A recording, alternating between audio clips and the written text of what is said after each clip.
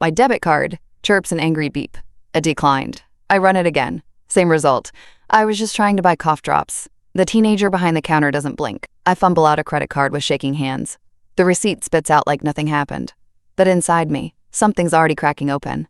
I walk straight to my car, slam the door, pull up my banking app. My balance?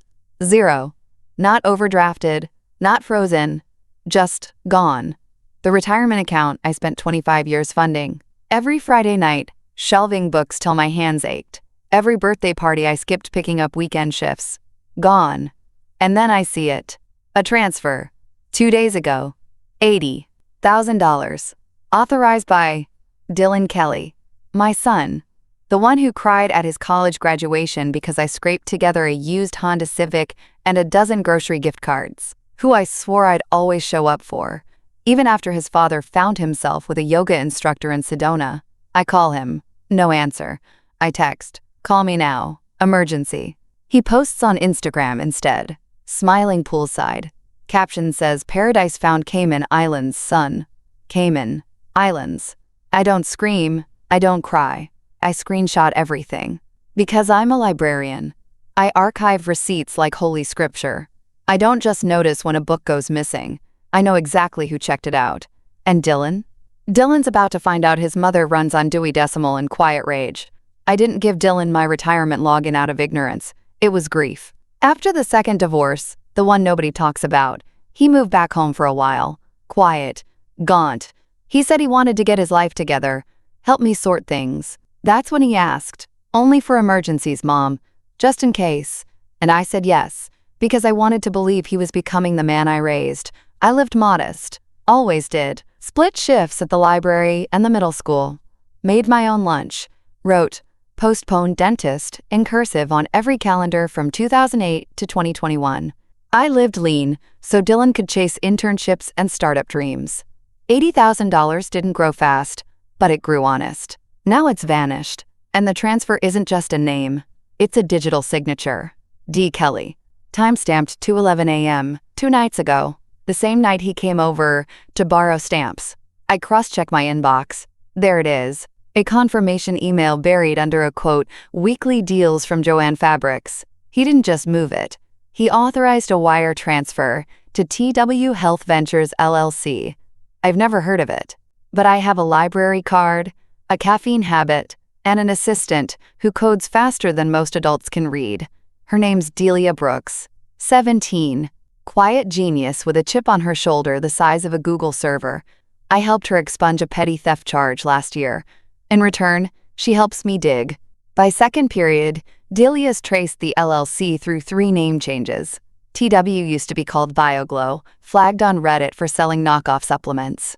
Before that, it was PulseCure, cited by the FTC for deceptive wellness claims, and the registered address, a UPS store in Tampa. Delia lifts her eyebrows. You know this thing's a shell, right? I nod. Because I also know who's behind it. Dylan's fiance, Tessa Ward. A woman who files her lies like fiction under nonfiction. Tessa's website is a scroll-happy fever dream. Glossy white fonts, golden hour photos, claims like science meets spirit, and bio-aligned intention technology, whatever that means. Delia squints at the site. Is this English? I click about the founder. It's a photo of Tessa in a yoga pose on a paddleboard. Below that, CEO, visionary, Stanford-trained biochemical strategist. Stanford? I raise an eyebrow. Delia pulls up her second screen. No record of her. Not in alumni, faculty, or research databases. I lean closer. What about the other school she mentions? Brentley Institute of Integrative Medicine? Click, tap, scroll. Delia doesn't even smirk. That's not a university. It's a defunct web domain hosted out of Bulgaria. I stare at Tessa's glowing headshot. Girl next door curls, soft focus filter, a digital saint. But the halo's plastic. Her so-called tech company, it launched a biofrequency bracelet last year. Tagline, balance your vibe. It sold through Instagram. Customer reviews disappeared. The refund policy led to a dead email. Delia finds a Reddit thread where a customer posts, gave me a rash and made my phone glitch. This is what Dylan sank my retirement into. Tessa's entire brand is a mood board wrapped in buzzwords. And Dylan, my son who once cried when I canceled internet for a week, thinks this is the future? I close the laptop. My hands are shaking again. But not from fear. Resolve. Because this isn't just about me. It's about every retiree who raised a dreamer and got played for a fool. Delia slides a manila folder across the table. Inside, printouts of offshore transactions. One account flagged in the Caymans. Another in Belize. How'd you get this? I ask. She shrugs. Internet's free. Mostly. I ask her to print 5 copies. She looks at me sideways. Planning something? I nod. Wedding's next weekend, right? I didn't want a scene. But Dylan made one anyway. At Golden Lantern Bistro, of all places. The place I took him after his first breakup. Where he used to order grilled cheese off menu and cry into his Sprite. Now he's wearing a linen button-up and a $700 smartwatch, looking through me like I'm a Yelp complaint. You ambushed me, he mutters, sliding the folder back across the table. This is a happy time. And you're bringing spreadsheets? You stole my retirement. It's a loan, Mom. His jaw flexes. Tessa's company is about to blow up. They just landed a partner pitch in Austin. I interrupt. The Caymans? Belize? A university that doesn't exist? He leans in, suddenly whispering. You don't understand this space. It's all about image. Buzz. If you tank this right now, you tank my future. I take a long sip of water. Your future was built on my past. And my savings.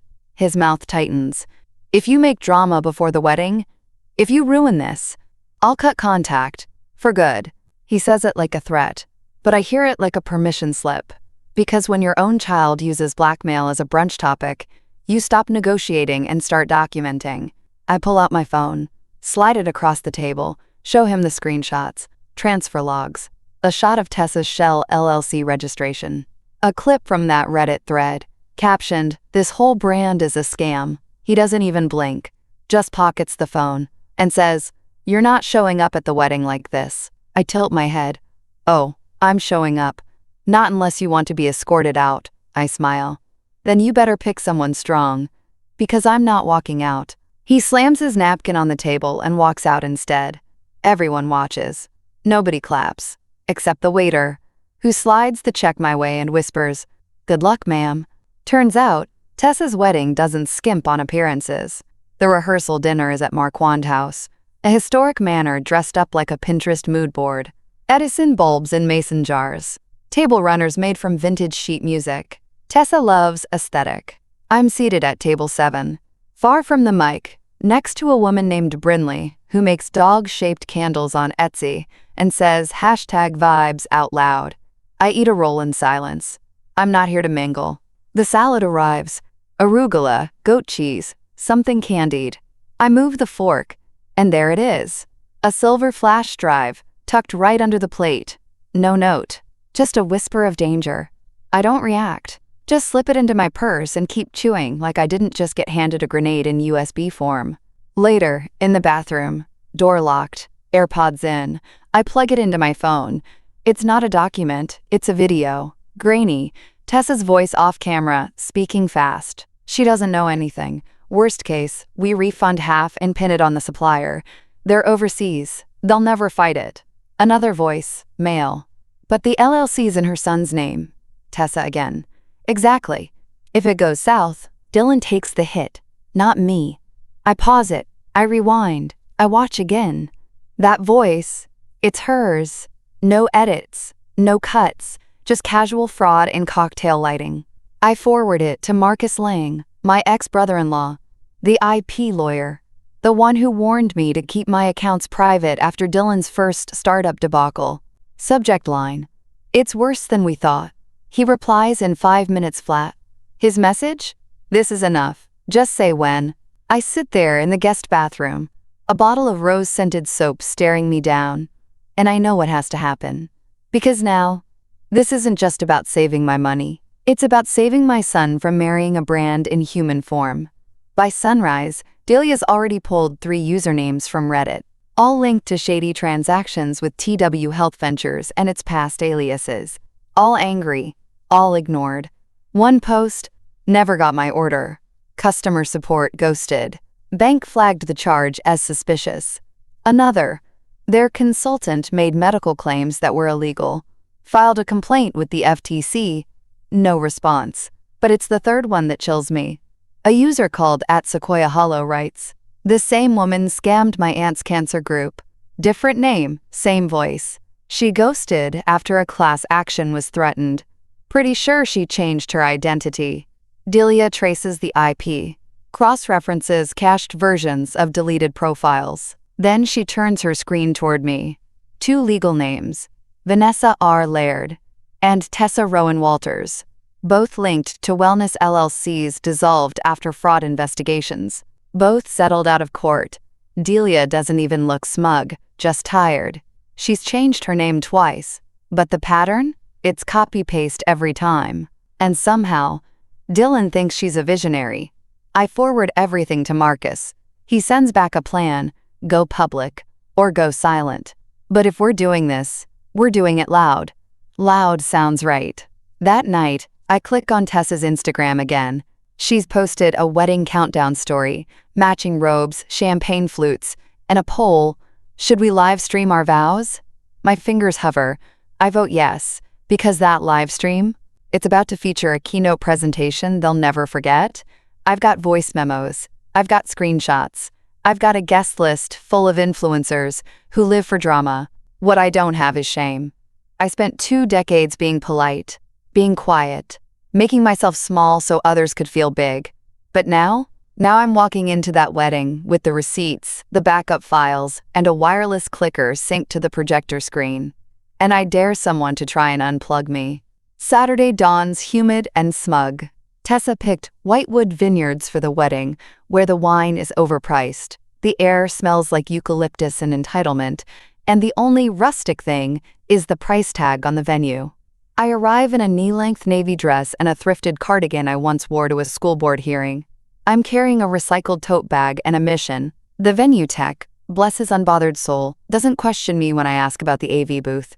I flash a fake clipboard and say, "Vendor liaison for the bride's digital assets." He shrugs. That sounds fake, but go ahead. I upload the presentation to the system's media drive. Rename the file something boring. Slideshow_FINALV3 PPTX. Then I sync it to the reception's main projection screen, the one they plan to use for couple highlights after dinner. I test the remote clicker. It works. Outside, the ceremony's starting. Rows of chairs, white rose petals, a violinist playing Ed Sheeran. I stay back by the audio booth. No one notices. Tessa walks down the aisle like she's being filmed by Vogue. Dylan's grinning, like he's won a lottery he doesn't realize is counterfeit. Guests are filming, and I mean filming. Phones up, live streams going, hashtags already trending. Perfect. Because every second of this wedding is being piped to the internet in real time. And I'm about to turn a Pinterest-perfect backdrop into a masterclass in exposure. Inside the reception hall, I sit near the back. My cardigan's draped over my purse, which holds the flash drive and the backup files, just in case. The crowd pours in after the ceremony, buzzing on champagne and photo ops. Marcus arrives late. Slicked hair, tailored suit, courtroom energy, slides into the chair beside me. "You ready?" he mutters. I nod once. "Just wait for dessert." Tessa takes the mic. "Thank you all for coming. We feel so blessed to share this moment. In fact, we decided, why not stream it for the world? Say hi to Instagram Live." The guests cheer. I lift the remote under the table and click. The first slide clicks on behind Tessa, just as she raises her champagne flute. A black screen. White text. Bold. TW Health Ventures. A timeline of deception. Tessa pauses. Blinks. What? Second slide. $80,000 transferred without consent. Below it, a screenshot of my retirement account. The transfer log and Dylan's digital signature, blown up in 48-point font. Gasps ripple. I stand. I take the mic from the stand before Tessa can step forward. She reaches for it. I pull it back like a seasoned substitute teacher facing a disruptive senior. "Hi everyone," I say. "My name's Ramona Kelly. I'm the mother of the groom, and today I'm here to tell you what your hashtags won't." Slide 3 drops. Fake university credentials. Stanford logo, crossed out. Brentley Institute of Integrative Medicine. Captioned, "Not a real school." Registered in Bulgaria. Domain expired 2020. People are filming. Tessa's whispering frantically to someone near the head table. Slide 4. Video playback. Tessa's voice, crisp and cruel. If it goes south, Dylan takes the hit. Not me. Every eye turns to Dylan. He's frozen. Champagne flute mid-air, like a man realizing the plane is crashing and he's the wing. Tessa lunges forward. This is insane. She's editing things. She's delusional. I don't say a word. Slide 5. Court filings.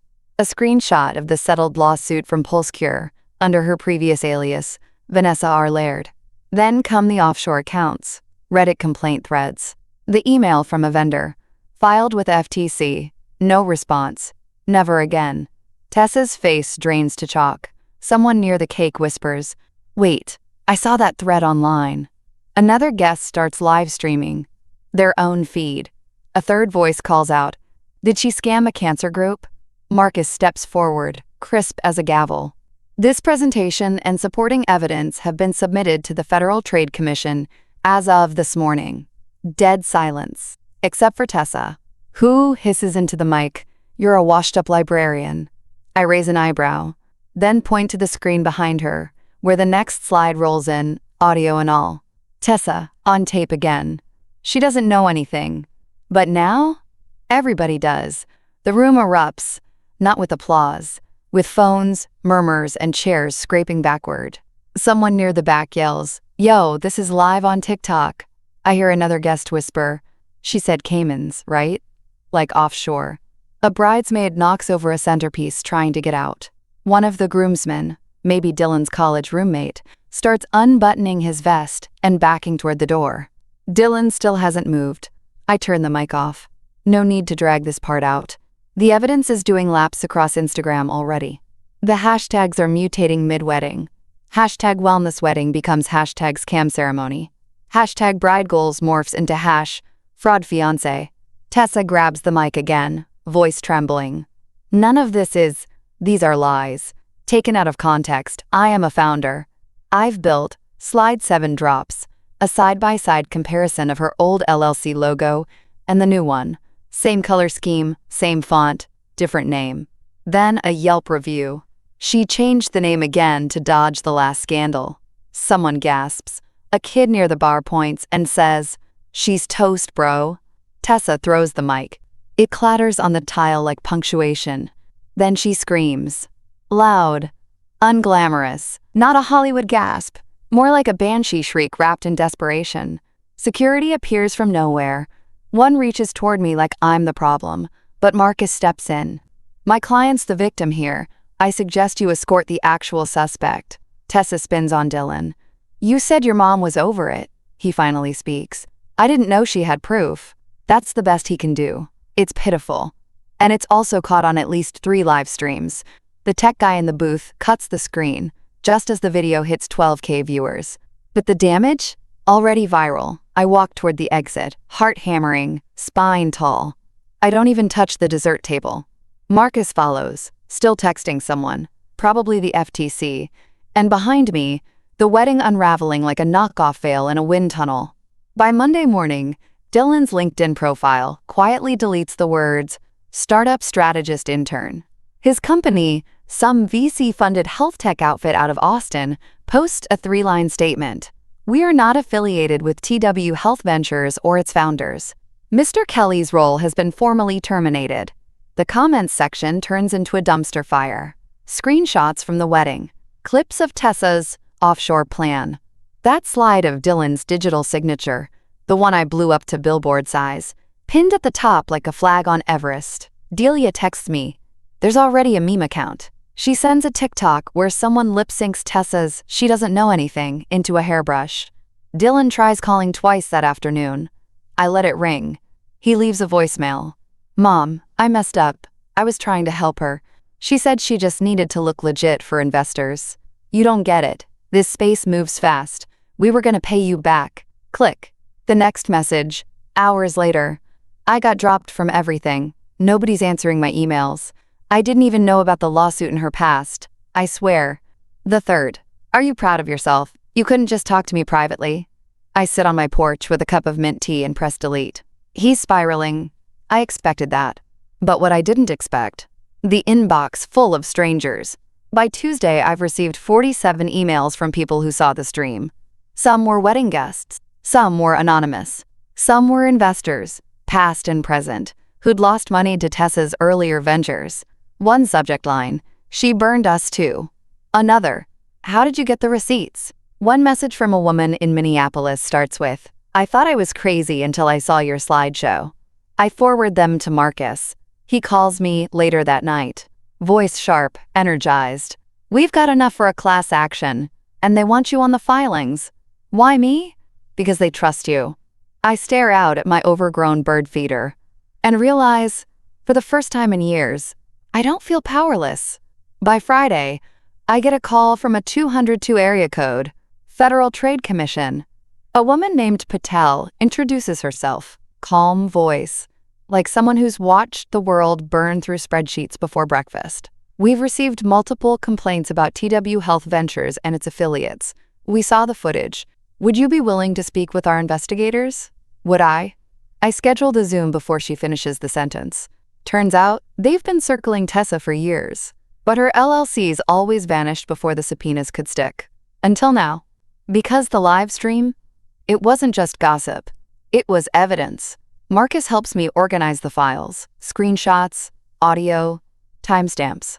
Delia packages them into a sleek, indexed PDF. She adds a title page, "Documented Timeline of Fraud," compiled by Ramona Kelly. I ask her why she put my name on it. She shrugs. "You earned it."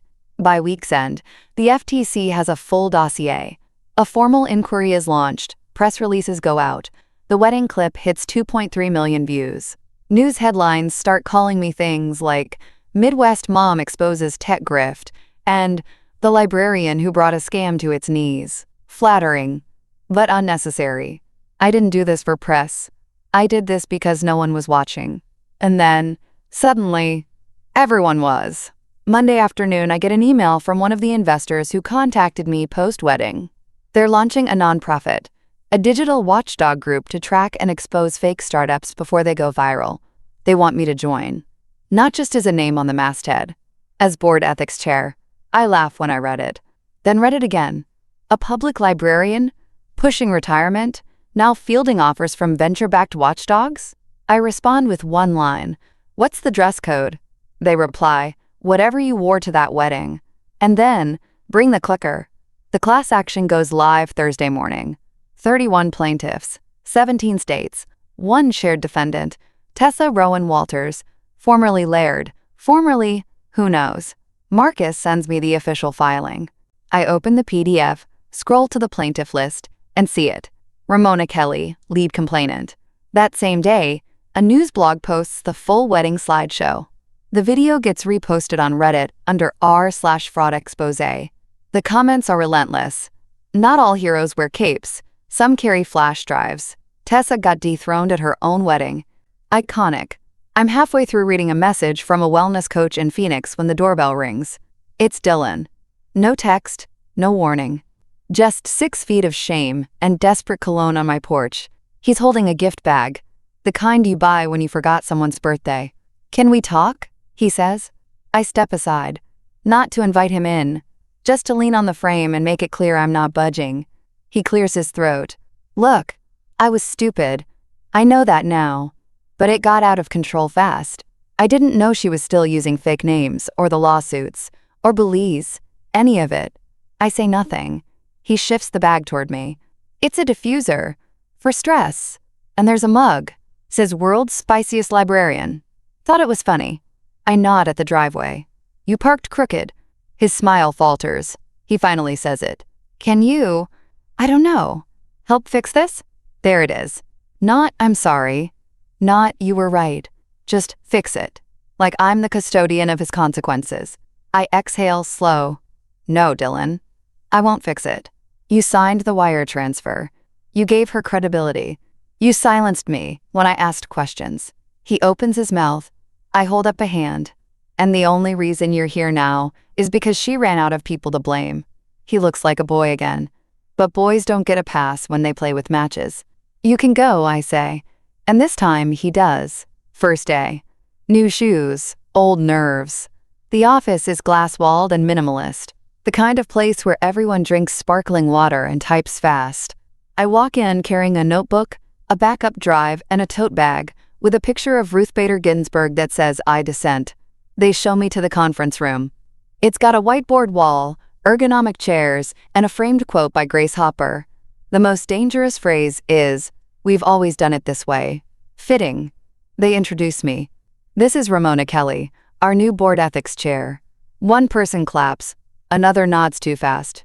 I sit, click open my notes, and look around at a room full of brilliant, twitchy millennials who haven't yet realized what they've invited in. My first rule, I say, no pitch decks that use the word disrupt more than twice. Laughter. Nervous. But they get it. My second rule? Due diligence isn't optional. If a startup's CEO lists a degree from a yoga farm, ask for transcripts. More laughter. We go over the priority list. 4 flagged wellness brands, 2 sketchy NFT health platforms, and 1 influencer who claims her smoothies cure migraines. Then the door creaks. A girl in a hoodie slips in. Dark braids, sharp eyes, a laptop covered in hacking stickers. Delia. She slides into the chair beside me and smirks. Sorry I'm late. Traffic and righteous vengeance. I laugh out loud. Turns out the board offered her a summer internship after seeing her report indexing. She's now head of verification intern. Unofficial title? Truth Sniper. She boots up her rig and pulls up our first case. It's already halfway to unraveling. I trace their IP to a crypto-hosted VPN, but they reused the contact email from a detox tea brand flagged in 2021, she says. I look at the rest of the team. See? This is why you hire the ones who've been underestimated. They nod. I lean back in my chair and realize something. I'm not fighting alone anymore. By week 3, my inbox is a jungle. Requests, interviews, podcasts with names like Scam Slay and Tech Takedown. Even a wellness expose show in the UK wants a quote. Marcus sets me up with a podcast called Public Record. Big following. Professional setup. Hosted by a woman named Kira, who used to work fraud for the SEC. We do it remote. Clean mic. Green tea. I wear my best librarian glasses and a blazer from the clearance rack that somehow looks expensive. Kira starts with a softball. So Ramona, how does it feel to go viral for ruining a wedding? I laugh. I'd say I attended, presented facts, and let the bride ruin it herself. She grins. Fair enough. We talk about the red flags, the wire transfer, the fake schools. I mention the flash drive, Delia, and my new role with the watchdog group. Then the tone shifts. What would you say to Dylan today? I pause. Because I have said a lot. But not that. Finally, I answer. I'd say, loving someone doesn't mean enabling their downfall. And enabling someone doesn't make them love you. Silence. Then a slow nod from Kira. That's gonna be the pull quote. We wrap. I log off. Let the silence settle in my kitchen. I'm still processing when the phone buzzes. Unknown number. I answer. Because I've learned to stop being afraid of what's next. It's her. Tessa. Her voice is thin, but still sugar-laced. Ramona, we need to talk. There's been a miscommunication. I let the pause hang. You recorded yourself, I say. That wasn't a miscommunication. That was a confession. I was venting, she snaps. You don't know the pressure I was under. I almost laugh. You called me a washed-up librarian. Dead air. Then, faintly, like she's trying to claw back power. You're ruining my life. No, I say. You did that. And then I hang up. Kira texts me 2 hours later. The episode hit 80K plays. And counting. The comments? This woman's my spirit animal. Get her on a TED Talk. Now. The clip resurfaces a week later. Not through me. Not through the news. Through Tessa. Trying to control the narrative on a wellness influencer podcast called Align and Ascend. She leans into the mic, breathy and barefoot, and says, "It was a misunderstanding. A private family issue exploited for attention. I was never convicted of anything." The host nods, all gloss and zero fact-checking. Tessa continues, "That woman hijacked my wedding. For clout. She was threatened by my success. I watch it once, then again. Then I upload my version. The raw stream. Clean cut. Tessa's voice, unedited. Dylan takes the hit. Not me. I repost it with one line. If the truth ruins your life, maybe it wasn't truth that built it. By midnight, it's been reshared 40,000 times. Commenters stitch it with her podcast quote. Overlay it with clown music. Someone edits it into a mock trailer. Based on a true fraud. Tessa disables her comments. I turn off my notifications. Because I don't need validation. I have peace. On a breezy Sunday, I host a tiny gathering in my backyard. Marcus brings wine. Delia brings cookies, shaped like laptops and handcuffs. I bring out my laptop and a Bluetooth speaker. One last slide. For fun. A still frame from the wedding livestream. Tessa mid-scream. Dylan mid-shrink. And me, clicker in hand, cardigan falling off one shoulder, dead calm. I titled it, Never Bet Against the Librarian. We toast lemonade and reputation recovery. Delia asks if I'll go public again. You could do a whole channel. Expose fake brands. Go viral on purpose. I smile. Maybe. But only if the scam's big enough to make it worth my cardigans. Later, I check my email. One unread message from Dylan. Subject line. Still trying to understand. I don't open it. Some stories don't need a final chapter. Just a final slide. And mine? Ends with truth on a projector, and a room that finally listened.